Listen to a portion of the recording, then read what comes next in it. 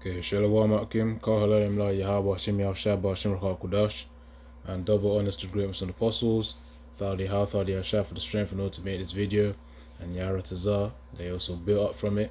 And of course, if you increase your knowledge from this video as well. Where we say Kahalalim La, we're saying all praises to in the ancient Hebrew language, which was the true language of which the Israelites spoke back in the day. And when we say, so Kal Halalim La meaning all praises to, Kal means all, Halalim means praises, and then La means to. And then when we say Yahweh Bahashem Yahushai, we're saying Yahweh, which is the Most High's name. The world calls him God in ignorance, but his name Yahweh means he is, he exists, or he is to be. And when we say Bahashem, we're saying in the name. So in other words, we're saying through Yahweh Shai, because it's through Yahweh Shai, that's how we get to Yahweh. So Yahweh in the name Yahweh Shai, Bahashem Yahweh Shai. And when we say Bahashem Rahal Kodash, we're saying in the name Spirit Holy, which means through the Holy Spirit. So in the name Spirit Holy.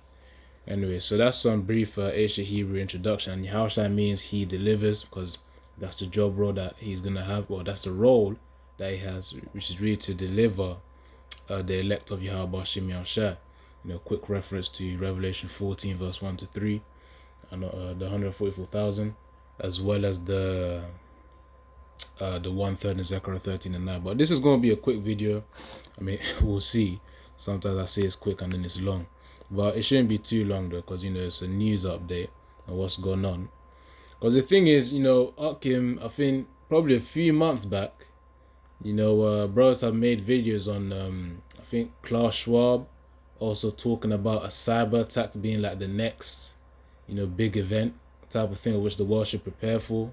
So with us having an attentive ear to, of course, the agenda of Esau Edom, we've got to be aware of these things, because right now, as you can see from the title, BBC News, it says Spain declares state of emergency as power blackout chaos continues, man. So, you had a blackout where, of course, the electrical grid, or the national, I think I'll just call it electrical grid for now, the thing that supplies electricity to all the households, hotels, and buildings, it went out. People had no electricity, which means you can't charge your phone, you can't watch TV, the internet ain't going to be working. So and telecommunications are down as well, which obviously that relates to mobile networks as well, and things related to that form of wireless technology and wired technology too. So all of that demolished just because of the blackout, man. I actually recall as well in either 2023 or 2024, where there was actually a day in the UK where it was in London specifically, where I think I experienced this firsthand as well, where is that just for like 5 seconds, there was a blackout, there's a literal blackout where, and then I looked out the window and then I just saw all the lights turned off. I was like, damn, so the Most High can have these things happen in an instant, man. That's why it says seek the Lord whilst he may be found. So we're gonna play this video, Yara Tazar, as we always do, bring out some precepts as well, because for us of whom have that prudence, we're able to foresee these things, which is what a prudent man has, having been blessed with that foresight. So we're going let's play a little bit, then we're gonna get some precepts, man. Yeah, it apparently happened to Spain, Portugal, and even a little bit of France as well. Millions of people across Spain and Portugal have been hit by massive power cuts. Trains stopped, planes were grounded, and there was chaos on the roads as traffic lights failed. Internet and mobile phone networks are down. Shops and businesses were plunged into darkness, and there's been panic buying. Well, it isn't yet clear what has caused the blackouts, but a cyber attack appears to have been ruled out. This report from Ellie Price. Tonight, it's not as dark as many had feared it could be, for this street in Madrid at least. An hour and a half ago, the light's back, but there are certain neighborhoods in Madrid that haven't done it. It's been a bit of a fearful day, but now it seems that all is over. But earlier, this was the metro system in Porto. A similar picture in other big cities as the outage hit Spain and Portugal, as well as parts of southern France this morning. Back in Spain, locals helped stranded passengers as trains literally stopped in their tracks. The entire rail network ground to a halt. This one midway between Seville and Madrid. Everyone's sort of been so nice, and like anytime anyone's got any food or water, they share it around everyone. So that's been really nice. Just kind of that kind of community feeling. That's only going to be temporary, man. Because just watch. If that type of event happened, give it 1 week, well, not 1 week, but let's say 2 weeks, 3 weeks, a month, 2 months, people will go crazy. People will go crazy, and that community feeling, it won't be there unless it be of the spirit of Yahweh Bashim Yahushai. Hence this scripture right here. So Matthew 24 and verse 12, and because iniquity, wickedness, shall abound, so there'll be an increase of it, the love of many shall wax cold. So that community feeling that this woman was talking about here, it won't be there for much long, man. Obviously it was for a short period of time that the blackout happened. Esau testing out the waters here, because that's why I named the video, they're testing the blackouts, prepare thy mind.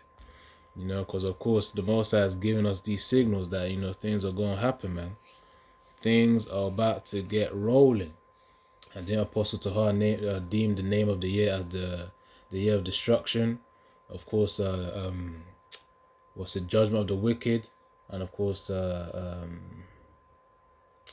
think he named it also the salvation of this year. But really, the main part that I do remember is the fact that he mentioned destruction, man, and of course, judgment of the wicked. So, of course, Yara Tazar, man, things going to be rolling up. Things are going to be rolling up. All right, so that was Matthew 24 and 12, where the love of many shall wax cold, man. So just give it enough time, man. The demons within people are going to be shown soon. They won't be able to have the core, as certain bros may say, a certain attitude or certain discipline and character. They'll let that all go. It's that we're going to need to eat. All right, let's continue. Anytime anyone's got any food or water, they share it around everyone. So that's been really nice. Just kind of that kind of community feeling. For those who chose to drive, more misery. This is what happened as soon as the traffic lights stopped working. The centre of Madrid quickly grinding to a standstill. I don't understand anything. I just don't know who to turn to. My daughter's in Barcelona about to give birth. We're going to miss the train to get there and see her. There were flight delays, cancellations and frustrations in both countries, though Lisbon Airport was the worst hit. Currently expecting to have to stay in Lisbon overnight, but I have no idea if I can actually even book a hotel, because currently places can't take any payment. Lack of phone signal quickly became problematic for everyone. As he said there, you can't take no payment. So I think, if I recall, Lisbon is in Portugal. So, they're talking about Portugal right now. So, of course, with the networks down and all the systems down as well, which run, of course, on the electricity. Because, these apps of which we do use, where you're able to, send texts, receive texts, send payments, receive payments. There are databases, in a warehouse somewhere in the world, where these signals are where the main processing power is within. It's in databases, in warehouses, or data warehouses, if that's a way of saying it. So, of course, if the electrical grid goes down, you can't process mobile payments, man. You cannot process mobile payments, which would be, of course, a right avenue to then introduce the MOTB. This is definitely one of them opportunities. And Esau, again, he could be testing the waters, man. Same way he was testing the waters with, prior to 2020, when the whole demic began. they actually had some trial runs as well, man. You know, they had like a trial run of how would the world cope if this type of viral, you know, actually came out. You know, you should get what I'm trying to say. You know, you gotta speak with code with these things, or else they take down the video. But yeah, they did a trial run. I think it was 2019 or 2018, prior, like 1 or 2 years prior to the actual thing happening, man. So, you know, get prepare that mind, as I named it in the video, man. Prepare your mind. Let's get another precept here as well. Because, of course, you know, we get the warning. And this is the signal to pray to Yahweh Shem Yahshua for that protection during this time. You know, whenever, let's say if it happens in the UK, that, you know, we got to pray for that protection, man. Because, you know, spirits be walking up and down. You know, there'll be spirits walking up and down. So Proverbs 14 and 15, the simple believeth every word, and simple really means goes into the word it means that stupid, essentially. That's what it means. In case you don't know what simple means, it really goes into stupidity. You see, it says it here. It says simplicity, naivete, simple, foolish, open-minded. So of course it goes into stupidity, you know, being foolish. That's what it means to be simple. If you recall in the House of David episode, Goliath, when David came out, you know, full on faith, thriving, you know, Goliath looked at David, obviously because of his stature, you know, at David's stature, low stature, and obviously his age, being a young man, he said, "Are ye simple?" You know, because he probably would have called his faith in Yahweh delusional.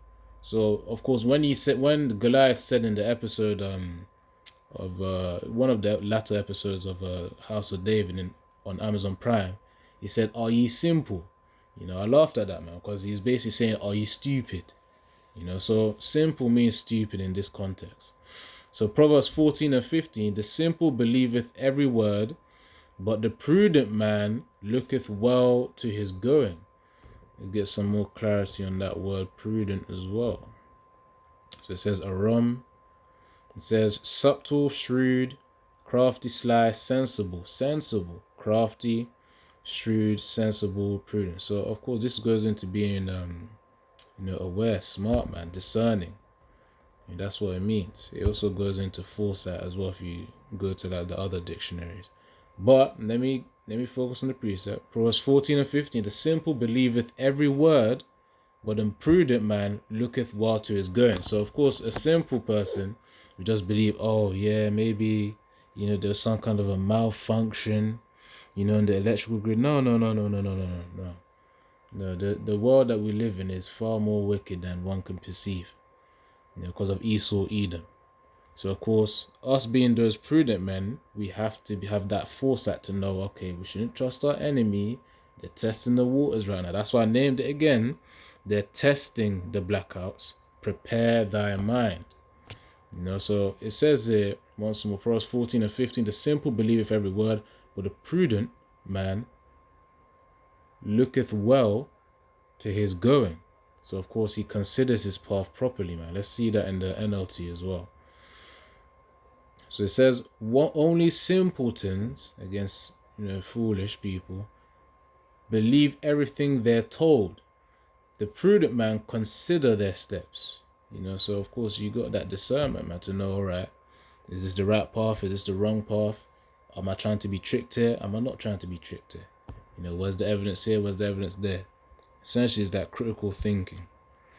So, yeah, man, you know, you consider your past well. About to give birth. We're going to miss the train to get there and see her. There were flight delays, cancellations and frustrations in both countries, though Lisbon Airport was the worst hit.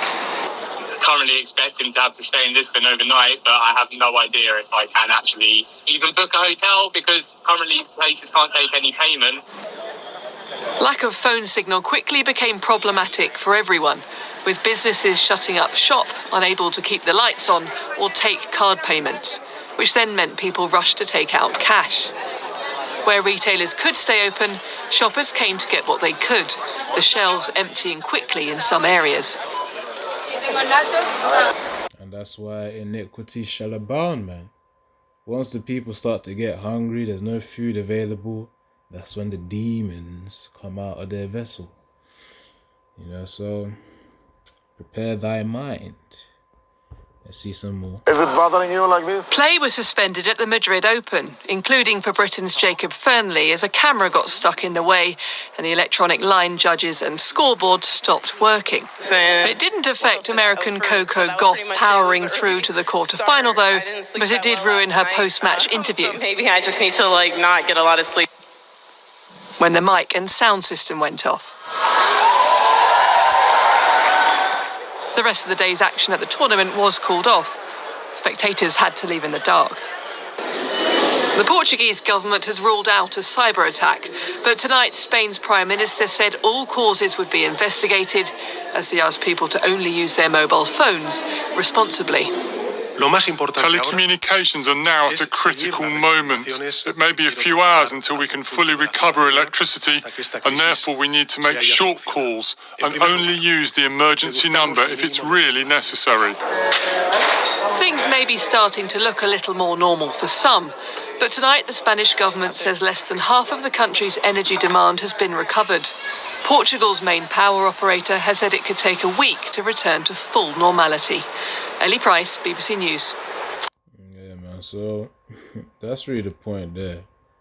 But of course, for Yaba Shimon Shah revealing this to us, of course, we're foreseeing that evil, man. Now, of course, just for general advice, to brothers, of course. There ain't nothing wrong with putting things in place prior, but there is something wrong when all your trust is inside of it. What I'm talking about is, if you have things in place such as, you have a few tins at home, to last you. I'm saying a few tins, but you basically got some bulk buyers at home, in order to prepare for this. Because of course the Most High has given you that foresight. It would be stupid of us if we didn't really do anything despite us being given the power to do so. Essentially the resources to, of course, get these bulk buyers, man. If it be so, to prep for it. But the wrong thing, of course, is when you start to trust too much too much in the resources. That's when you get into the prepper type of levels. The high level preppers, I should say, man, where they got like 5 years worth, 2 years worth of preps, so, because of course the point is to trust in Yahweh Shem Yashai at the end of the day with all our heart. Of course, you allow us to use the resources, but then it will come to a point where we have to have faith in Yahweh Shem Yashai ultimately, man. They will have no other choice.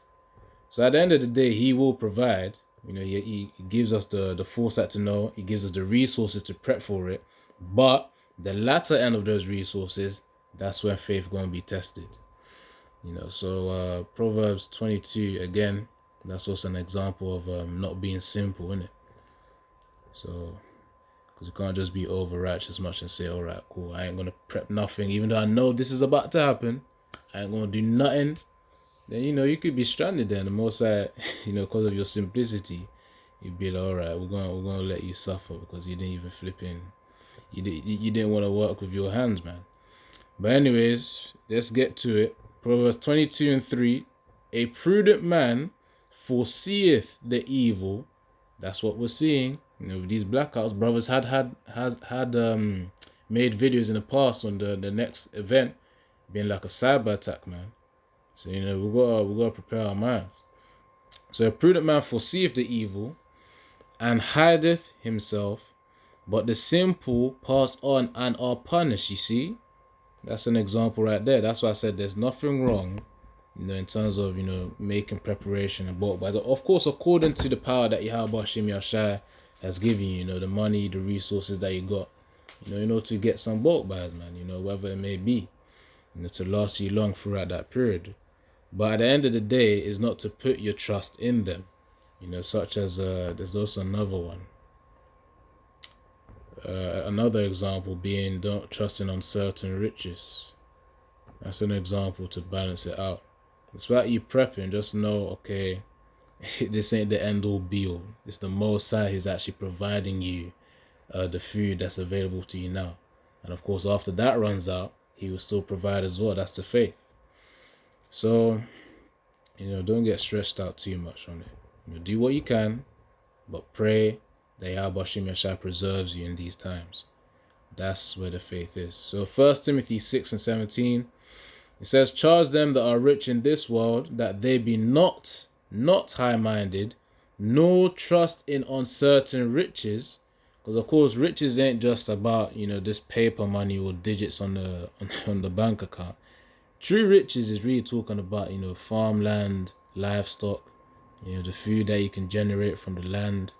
Those are examples of riches.